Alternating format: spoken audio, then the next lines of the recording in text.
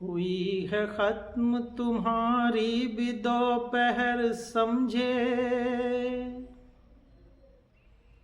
हुई है खत्म तुम्हारी भी दोपहर समझे। बिना ही पुत्र मरे तो रहोगे अनदेखे।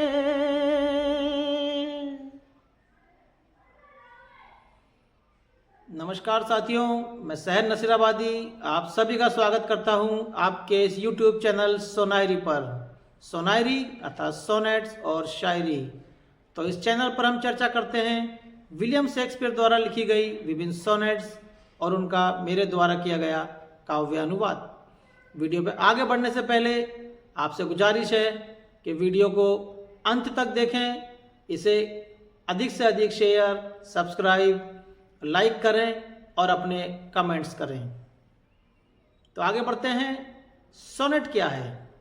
आसान शब्दों में कहा जाए तो सोनेट एक आयम्बिक पेंटामीटर में लिखी गई 14 लाइनों की इंग्लिश काव्य विधा है। इन 14 लाइनों में 4-4 लाइन के 3 क्वाड्रेंट और एक 2 लाइन का कपलेट होता है। किसी भी शेक्सपियरियन सोनेट की rhyming scheme ABAB, CD EF और GG होती है। सोनेट का टर्निंग पॉइंट अर्थात वोल्टा उसकी आखिरी की 2 लाइन अर्थात कपलेट्स में होता है। जहाँ तक शेक्सपियरियन सोनेट्स का प्रश्न है, शेक्सपियर की सभी सोनेट्स फीलिंग ऑफ लव अर्थात प्रेम की भावना पर आधारित हैं। तो इस वीडियो में हम चर्चा करेंगे विलियम शेक्सपियर की सोनेट संख्या 7 का। विलियम शेक्सपियर की सोनेट संख्या 7 का मुख्य विषय समय के साथ मनुष्य की सुंदरता और उसकी शक्ति का क्षीण होना है। कवि ने बड़ी खूबसूरती के साथ सूरज की दैनिक यात्रा के साथ एक प्रतीक लेते हुए इंसान के जीवन का तुलनात्मक विवरण प्रस्तुत किया है। सूर्योदय के समय जब सूरज पूरब दिशा से निकलता है तो उसकी चमक, उसकी आभा एक निरालापन लिए हुए होती है और सभी की आंखें उसकी ओर न सिर्फ आश्चर्य और उत्सुकता से देखती हैं, वरन उनमें एक श्रद्धा का भाव भी होता है। जैसे जैसे सूरज मध्याह्न की स्थिति तक आता जाता है, उसकी ये आभा, उसकी ये चमक बढ़ती जाती है और लोगों का उसके प्रति आदर भाव, श्रद्धा और उत्सुकता बढ़ती चली जाती है।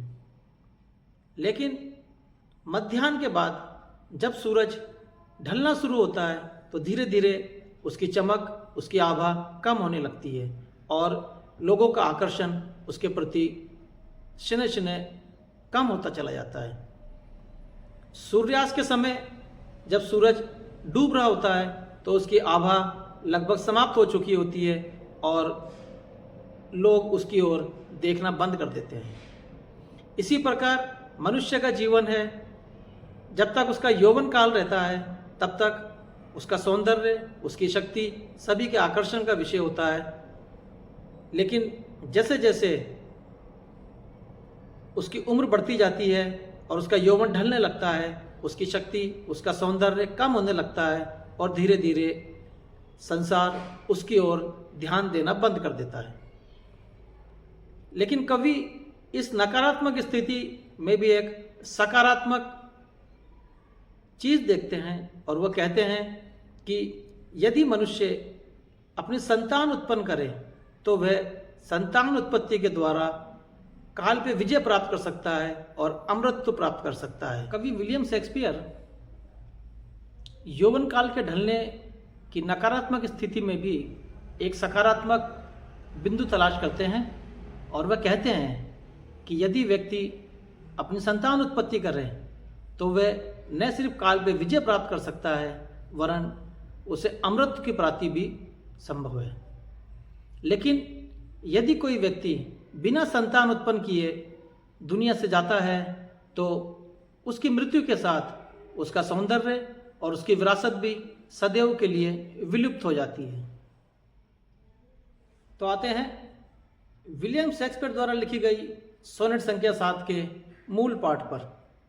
लो In the Orient, when the gracious light lifts up his burning head, each under eye doth homage to his new appearing sight, serving with looks his sacred majesty. And having climbed the steep up heavenly hill, resembling strong youth in his middle age, yet mortal looks adore his beauty still, attending on his golden pilgrimage. But when from highmost pitch, with weary car, like feeble age, he relayed from the day, the eyes for duteous now converted are from his low track and look another way. So thou thyself outgoing in thy noon, unlooked on diest, unless thou get a sun. तो अब आते हैं इस video के climax पर, अर्थात sonnet संख्या 7 जो विलियम शेक्सपियर द्वारा लिखी गई है उसके मेरे द्वारा किए गए काव्य अनुवाद पर। काव्य अनुवाद प्रारंभ करने से पूर्व ये लाजमी होगा कि इस काव्य अनुवाद में उर्दू ज़बान के जो मुश्किल अल्फाज काम में लिए गए हैं उनके अर्थ को पहले समझ लिया जाए। तो इस काव्य अनुवाद में जो मुश्किल अल्फाज काम में लिए गए हैं वो इस प्रकार हैं: मशरिक यानी पूरब दिशा, अकीदत यानी श्रद्धा, मुश्तहक यानी अधिकृत, कोहे जन्नत यानी स्वर्ग का पर्वत, अलामत यानी लक्षण, काबिल तारीफ यानी प्रशंसनीय, ज़ियारत यानी तीर्थ यात्रा, रवा यानी गतिशील, फ़र्ज यानी कर्तव्य, और मानी के मानी होते हैं अर्थ, मानी अर्थात अर्थ।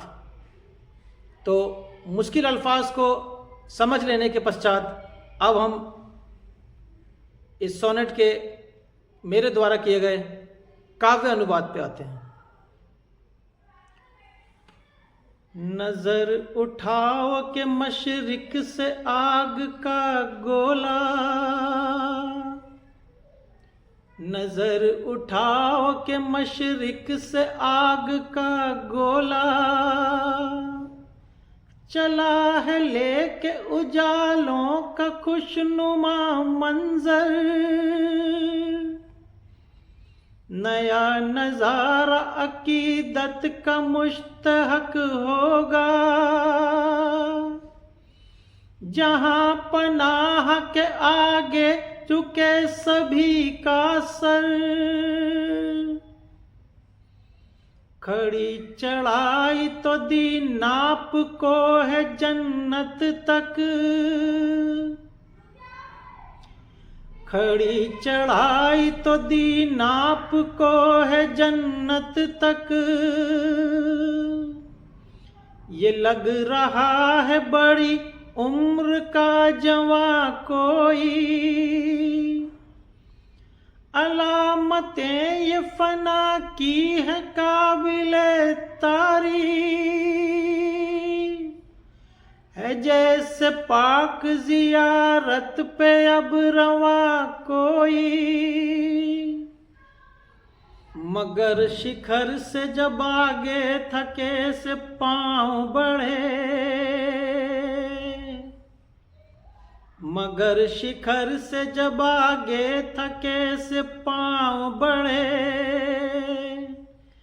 लगा के उम्र ने कमजोर कर दिया उसको, नजर में फर्ज के मानी भी अब बदलने लगे, इधर नहीं वो उधर देखने लगे अब तो, हुई है खत्म तुम्हारी भी दोपहर समझे, हुई है खत्म तुम्हारी भी दोपहर समझे, बिना ही पुत्र मरे तो रहोगे अनदेखे, बिना ही पुत्र मरे तो रहोगे अनदेखे। बहुत बहुत धन्यवाद, बहुत बहुत धन्यवाद। वीडियो का अंत करने से पहले आपसे एक बार फिर गुजारिश है कि इस वीडियो को अधिक से अधिक सब्सक्राइब, लाइक, शेयर और कमेंट करें और कमेंट सेक्शन में इस वीडियो के बारे में अपने सुझाव भी पेश करें। एक बार फिर बहुत बहुत धन्यवाद, शुक्रिया, थैंक यू।